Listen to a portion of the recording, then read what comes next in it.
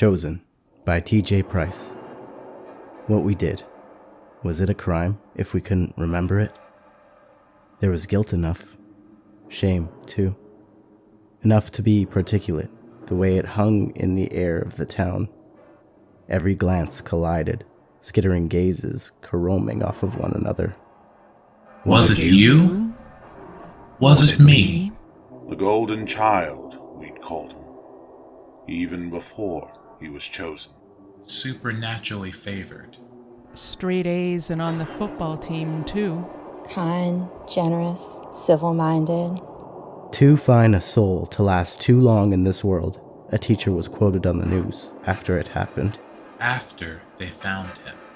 They weren't supposed to find him, but they did anyway. The way these things go. There was a choice to be made, and we made it. It was one of those once-in-a-lifetime things. Opportunity, gold-flecked and radiant, knocking at the door. And that's all we know. We do not know how the price was paid, nor the manner in which the cost was exacted, only that it was. At the same time, the body was found, so naturally we assumed that one of us had done it. Nobody confessed. Nobody had even an inkling of what happened that night. Memory ended at 8:30 for everyone in town, a gaping abyss like dreamless sleep until past sunrise the next day. The police searched for clues, for anything that would lead them to some kind of explanation. But there was nothing. For about 20 feet around the golden child's desecrated corpse, the field had been turned to a charry ash. They might as well have been looking for clues on the surface of the moon.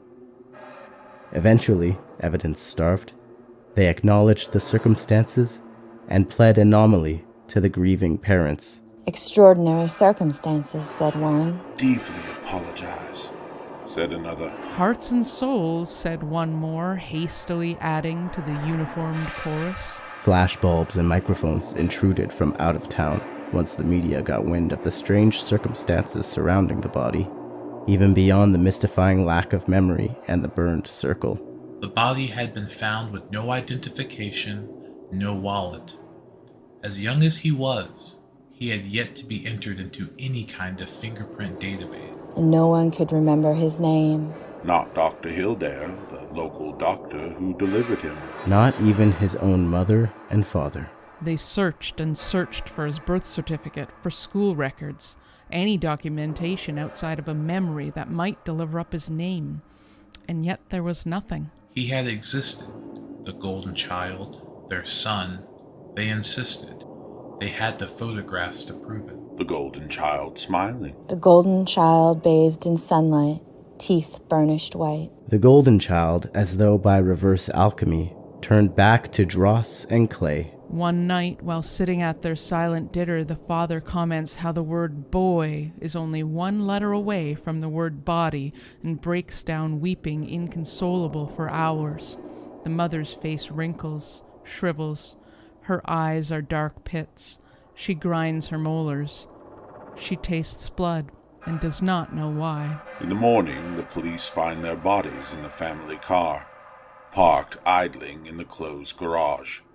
Dead by poisoned air. Just like falling asleep, they say. Between them, on the bench seat, is the urn containing their beloved son's ashes. It could have been them. The whispers are urgent, hissed from lips that purse, struggling to believe that what's been said is true. The myth catches like a wildfire. It was them. It was them. But too late. This is all yesterday's news. A brief item below the fold. The town and local section. Still unidentified murder victims' parents found dead. The town, after being invaded and scrutinized, shocked by the glaring light of national attention, receded into the shadows, licking its wounds. Bruised and battered, we crept back into our lives. The skin of our houses throbbed at night as if sunburned. That it was a crime remained certain.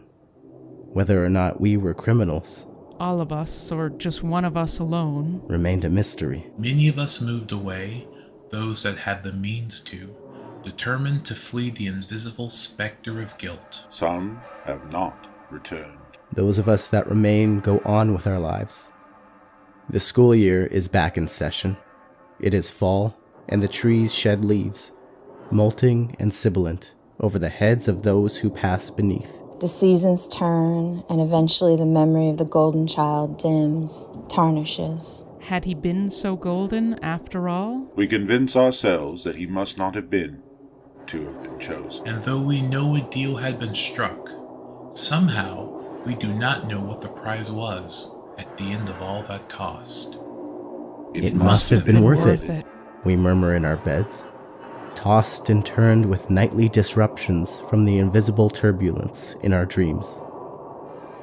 We wake in the mornings, assured that something must eventually go right, holding onto a rope as it frays, grasping at each slendering thread. Eventually, we stop looking. We empty our cheated hearts one morning in the spring, heaving a town-wide sigh of disappointment. Perhaps we will never know. Perhaps we will not know until after we too are gone, rendered nameless as well by the certain erosion of memory. To stave off the guilt, we forget. Someone from out of town, from away, purchases the plot of land where the golden child's body was found, raises it, builds a house. We forget. The cankers of guilt heal. We stop looking for the prize. But the children, The children since then have all been so beautiful. All the lucky ones, born after the grievous death of the golden child. How brightly they smile. yet Lord, how dark their eyes are. How full of misgivings, so full of doubts. It is almost as if they know something that we cannot.